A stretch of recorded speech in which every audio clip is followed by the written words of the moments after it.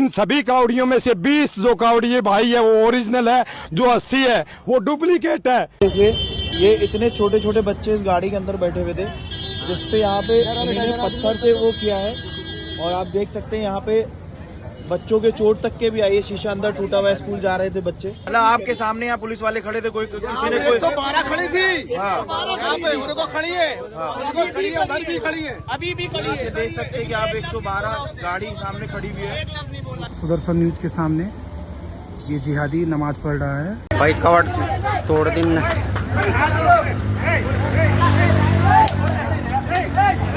Road पे नमाज नहीं पढ़ना, जब किसी मजहबी यात्रा होती है तो दुकानें बंद कर देना। आपने तो रूल ऑफ लॉ को भुला दिया। उत्तर प्रदेश में रूल बाय गन से सरकार चल रही है।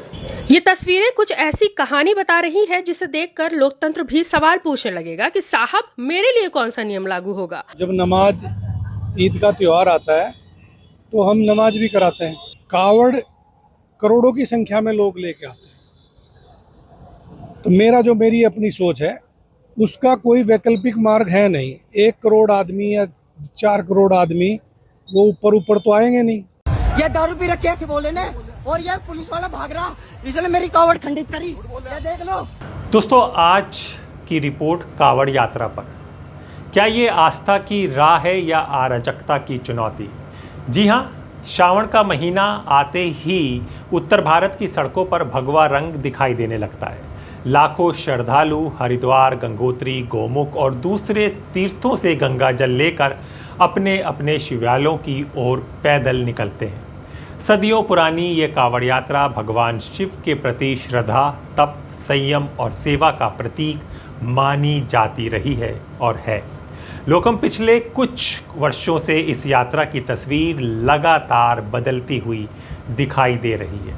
नमस्कार दोस्तों, मेरा नाम हैदर अब्बास नकवी है और आप लोग मुझको इस वक्त दा स्वतंत्र पर देख रहे हैं। आज जिक्र कावड़ यात्रा का क्यों है, इसको आप समझिए। इस बार भी उत्तर प्रदेश, उत्तराखंड और आसपास के राज्यों से ऐसी घटनाएं, ऐसी तस्वीरें सामने आईं जिन्होंने सवाल खड़े कर दिए।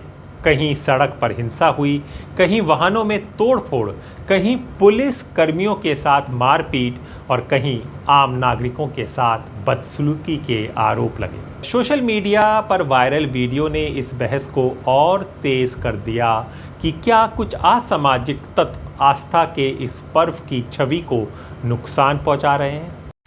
इन सभी कावड़ियों में से 20 जो कावड़िए भाई है वो ओरिजिनल है, जो 80 है वो डुप्लीकेट है। मैं कहता हूँ नीलकंठ पे भद्दे भद्दे जयकारे लगा रहे थे। मैं मीडिया के सामने बोलना नहीं चाहता लेकिन बताऊंगा, बोल रहे थे आलू ले लो, पत्ती ले लो, पार्वती की पप्पी ले लो। ये क्या जयकारे हैं? ये क्या बोले? ये सच्चाई है जी, ये हंसने की बात नहीं है भाई साहब, हंसने की बात नहीं है। ऐसे पड़ोसे में है और फिर बोलते हैं क्या घोड़ा बढ़ गया छप्पर में पार्वती के चक्कर में। ये गलत है। मैं उन कावड़ियों का विरोध करता हूँ, ऐसा ना होना चाहिए। हमारी धरती का अपमान होता है।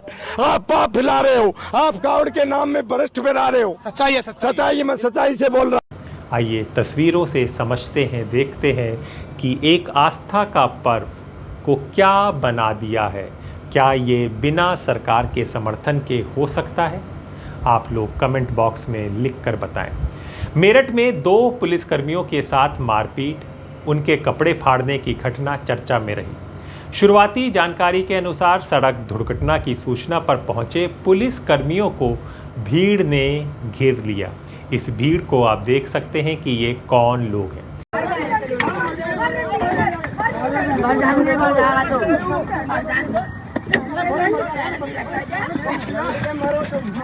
फोन आ रहा है मेरे फोन, मर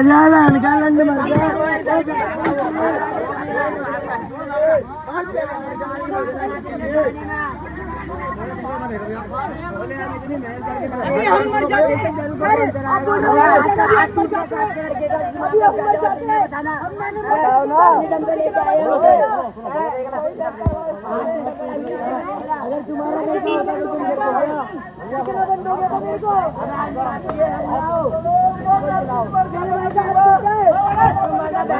तू तो मरेगा ही, तू मरेगा, तुम्हारे दोस्त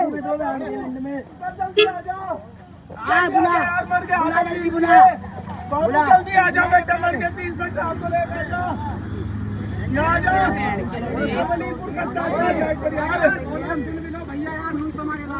वहीं पर लखनऊ में एक बच्चों की स्कूल वैन पर कथित तौर पर कावड़ यात्रा से जुड़े लोगों द्वारा हमला किए जाने का वीडियो सामने आया।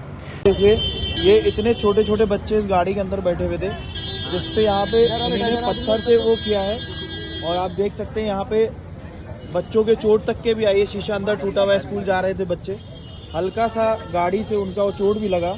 उसके बाद उन्हीं ने यहाँ पे इस पे गाड़ी में पथराव कर दिया, और ये भी नहीं देख रहे थे कि इसमें बच्चे बैठे हुए हैं। ये गाड़ी नंबर भी दिखाना चाहूँगा आपको। ये चरक चौराहे की बात है, चरक चौराहा मेन चौराहा है, आप देख सकते हैं, यहीं की घटना है। और जिसके बाद स्थानीय लोगों ने विरोध जताया। इन घटनाओं ने कानून व्यवस्था पर गंभीर सवाल खड़े कर दिए। छोटे से बच्चे बैठे हुए थे और ईंटा चला दिया बच्चों के ऊपर। यहाँ पे आप देख सकते हैं शीशा, पूरी गाड़ी पीछे से आगे सारी दोनों तरफ से यहाँ पे पथराव कर दिया। और वाले भी आ चुके थे, यहाँ पे देख रहे करी। आप पुलिस बताइए, वाले यहाँ पर आ चुके थे, मैंने उनसे बोला, कोई उन्होंने कार्रवाई नहीं करी। कोई कार्रवाई वो नहीं देख कर चुपचाप चले गए, पुलिस वालों ने कोई कार्रवाई नहीं करी। ये कितनी देख सकते हैं, देख के चले गए, पुलिस वालों ने कुछ नहीं बोला। मतलब आपके सामने यहाँ पुलिस वाले खड़े थे, कोई किसी ने कोई 112 खड़ी थी, यहाँ पे उनको खड़ी है, उनको खड़ी है, उधर भी खड़ी है, अभी भी खड़ी है। देख सकते हैं कि आप 112 गाड़ी सामने खड़ी हुई है। उसके बाद भी यहाँ पे कोई भी किसी तरह की कार्रवाई नहीं की। छोटे छोटे बच्चे बैठे इधर आइए, छोटे छोटे बच्चे यहाँ पे बैठे हुए हैं। ये गुंडाराज यहाँ का, पुलिस वाले छाट कुछ नहीं बोली। सर सारे बच्चे जो है, लेकिन परेशान कितना है पहले। ये देख सकते हैं आप, कांवड़ियों वालों ने यहाँ पे जबरन गाड़ी को रोक के इस पे पथराव भी किया और इसको बुरी तरह से ग्रैच कर दिया। और सबसे मेन बात ये बताना चाहेंगे कि अंदर बच्चे भी मौजूद थे, जो कि पथराव करने के बाद उनके भी कुछ चोटें वगैरह आई हैं। आप देख सकते हैं यहाँ पे शीशे पड़े हुए हैं, वो बच्चे भी रो रहे हैं यहाँ पे। इसके लिए सरकार कब कार्रवाई करेगी, कब इस पे आवाज उठाएगी, और ये जिस तरह से ये गुंडागर्दी की तरह यहाँ पे जो चीजें कर रहे हैं। सबसे बड़ा सवाल दोस्तों ये है कि अगर कोई आम नागरिक या दूसरा धार्मिक समूह, समझ लीजिए कि मुसलमान, सार्वजनिक स्थान पर नियमों का उल्लंघन करता है तो उसके खिलाफ तुरंत कार्रवाई होती है। लेकिन जब कावड़ यात्रा के दौरान सड़क जाम, तोड़ फोड़ या हिंसा के आरोप लगते हैं तो प्रशासन का रवैया कई बार अलग क्यों दिखाई देता है। यही सवाल सब लोग, आज पूरा देश जेनजी के आंदोलन के बाद पूछने लगा है। कम से कम सवाल पूछने तो शुरू हुए हैं, पूछ रहे हैं। नागरिक अधिकार कार्यकर्ताओं द्वारा भी उठाए जा रहे हैं ये सवाल। जी हाँ, इसी बहस के बीच एक तुलना सामने आई। कई बार ट्रेन या सार्वजनिक स्थान पर कुछ मिनट नमाज पढ़ने की घटनाएं राष्ट्रीय बहस का विषय बन जाती हैं। दूसरी ओर यदि कावड़ यात्रा के दौरान हिंसा या कानून तोड़ने की घटनाएं होती हैं तो आलोचकों का आरोप है कि उस पर वैसी तीखी प्रतिक्रिया नहीं दिखाई देती है। भाई कावड़ तोड़ दिन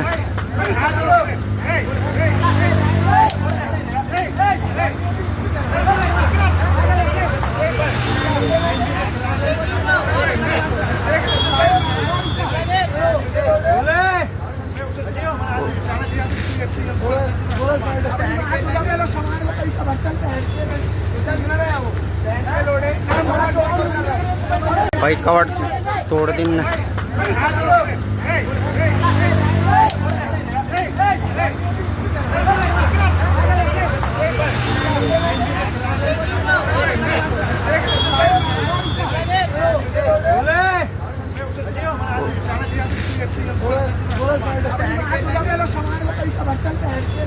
अभी रुकिए, अभी हम आपको ना एक और वीडियो दिखाते हैं। ये सुदर्शन टीवी के मालिक ने ये वीडियो रिलीज़ किया है। एक सड़क के किनारे फुटपाथ पर एक ड्राइवर अपनी कार के पास नमाज़ पढ़ रहा है, एकदम किनारे पे सुबह के वक्त। उसको भी वो किस किस भाषा से संबोधित कर रहा है ये आप सुन सकते हैं।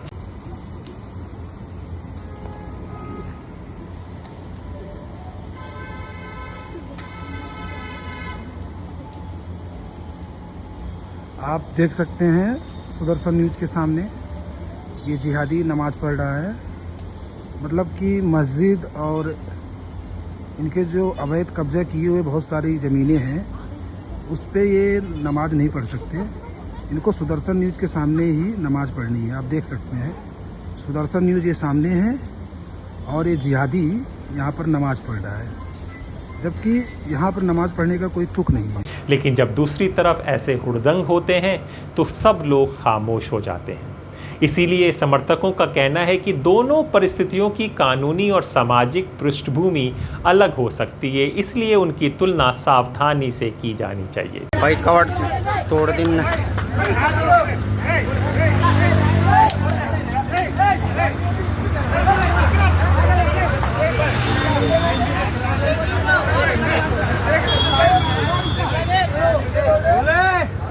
जी हाँ, सावधानी सब बरत रहे हैं। राजनीतिक प्रतिक्रिया भी तेज हो गई हैं। सांसद असदुद्दीन ओवैसी ने सवाल उठाया, यदि सार्वजनिक स्थानों पर नमाज को लेकर आपत्ति होती है तो फिर धार्मिक यात्राओं के दौरान सड़कों के उपयोग पर अलग मानदंड क्यों?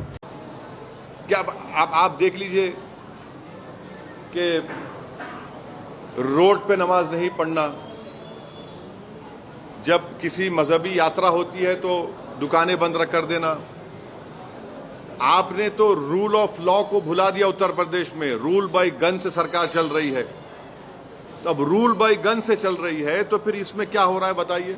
यहाँ पर हम आपको ये भी बता दें कि जिस तरह से पुलिस कावड़ में शिरकत कर रही है, कावड़ के साथ भाग रही है, पुष्प वर्षा कर रही है, वहीं पर आपको हमने कुछ महीने पहले अशफाक, इंस्पेक्टर अशफाक की एक स्टोरी दिखाई थी, जिसने एक स्कूल में जाकर बताया था कि किस तरह से इस्लाम में शिक्षा का महत्व है।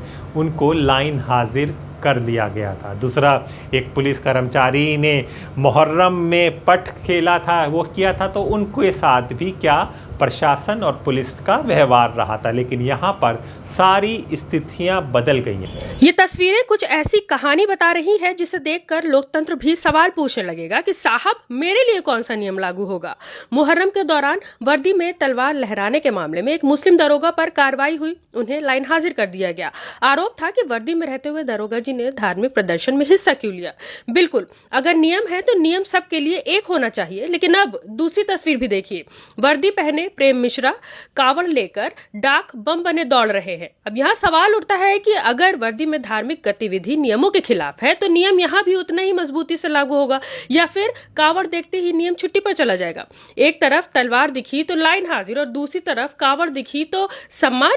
अगर वर्दी की मर्यादा का पैमाना धर्म देखकर बदलने लगे तो फिर सवाल सिर्फ पुलिस कर्मी का नहीं है, सवाल पूरे सिस्टम का है। अगर वर्दी में धार्मिक प्रदर्शन गलत है तो गलत हर किसी के लिए है। और आखिर में बस एक ही सवाल है कि वर्दी देखकर कानून चलेगा या धर्म देखकर। क्योंकि अगर जवाब धर्म है तो फिर संविधान की किताब एक तरफ रख दीजिए और दो अलग अलग नियमों की किताब छाप दीजिए और साफ साफ लिख दीजिए कि तुम मुसलमान हो इसलिए सजा तो तुम्हें मिलेगी ही। लेकिन दोस्तों, अच्छी बात यह है कि अब लोग जो देख रहे हैं उस पर सवाल पूछ रहे हैं कि एक भारत में दो कानून नहीं चल सकते और ये दो कानून कौन सी सरकार चला रही है, उसको अब जवाब देना होगा। जब नमाज ईद का त्यौहार आता है तो हम नमाज भी कराते हैं, और जब कावड़ का आता है तो कावड़ भी कराते हैं, गुरुपुरब आता है उसको भी कराते हैं, और क्रिश्चियनों का कोई त्यौहार आता है तो उसको भी कराते हैं। तो प्रशासन का काम है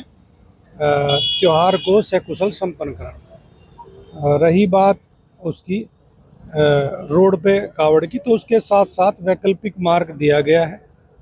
दूसरी बात, कावड़ करोड़ों की संख्या में लोग लेके आते हैं, तो मेरी अपनी सोच है उसका कोई वैकल्पिक मार्ग है नहीं। 1 करोड़ आदमी या 4 करोड़ आदमी वो ऊपर तो आएंगे नहीं, उन्हें रास्ते से तो आना ही पड़ेगा, रोड से, यही रास्ता है।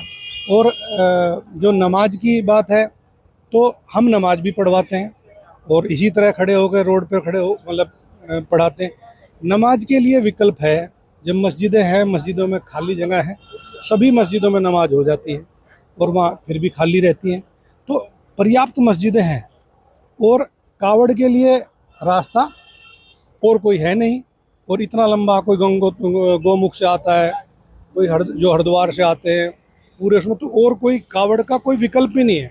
यदि कोई विकल्प होता लॉ एंड ऑर्डर के हिसाब से तो हम उसको बिल्कुल कराते, प्रशासन भी कराता, सरकार भी कराती, क्योंकि सरकार की भी और प्रशासन की सबकी मंशा यही है। अब जो कह रहे हैं या क्या कह रहे हैं वो हमारी जगह होंगे तो वो समझेंगे और वो उस चीज़ को, पर वो सबका नज़रिया अपना अलग अलग है, वो अपने नज़रिए से देखते हैं। हमारा काम है हम शांति से एक पीसफुल सब त्योहारों का आराम से एक मतलब संपन्न करावें और सभी की भावना के अनुसार उनकी धर्म की जो उनकी मान्यता है उनको पूरा करें। दोस्तों, अब बता दें कि दूसरी ओर सरकार और उसके समर्थकों का कहना है कि कावड़ यात्रा एक ऐतिहासिक धार्मिक परंपरा है जिसके लिए प्रशासन विशेष व्यवस्था करता है, लेकिन हिंसा या कानून हाथ में लेने वालों के खिलाफ कार्रवाई होनी चाहिए या नहीं, ये आप बता सकते हैं। ये दारू पी रखे ऐसे बोले ने, और ये पुलिस वाला भाग रहा, इसने मेरी कावड़ खंडित करी। ये देख लो, ये उत्तराखंड है, कावड़ खंडित करी। अरे मेरी मदद करो, अरे मेरी मदद करो, ये भाग रहा। अरे कावड़ का दारू पी रखी इसने, अरे पकड़ो से, ये भाग रहा, अरे पकड़ो से। ओए वो सारे कावड़िया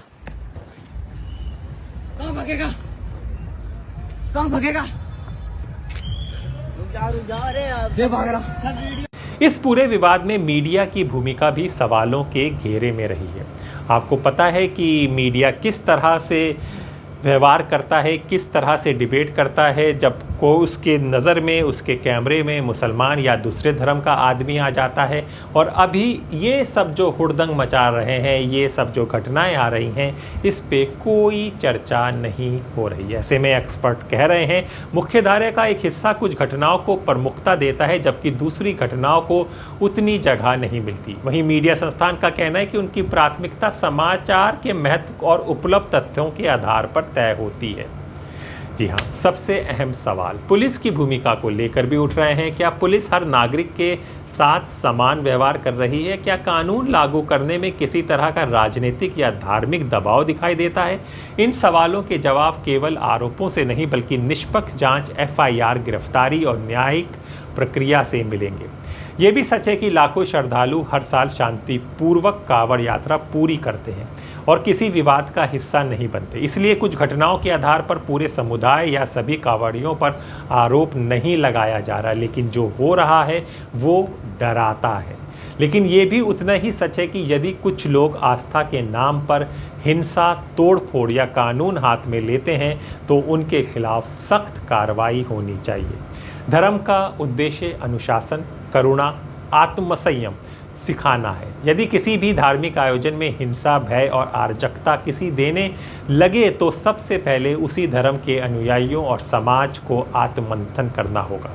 आस्था का सम्मान तभी सुरक्षित रहेगा जब कानून का सम्मान भी उतना ही मजबूत होगा। आखिरकार सवाल केवल कांवड़ यात्रा का नहीं है दोस्तों, सवाल ये है कि भारत में कानून सभी नागरिकों पर समान रूप से लागू होगा? क्या धार्मिक पहचान के ऊपर संविधान रहेगा? और क्या सरकार, पुलिस, मीडिया तथा समाज मिलकर ये सुनिश्चित करेंगे किसी भी धर्म के नाम पर हिंसा को कभी वैधता ना मिले? इन सवालों का जवाब ही तय करेगा कि लोकतंत्र और संविधान की असली कसौटी पर हम कहाँ खड़े हैं।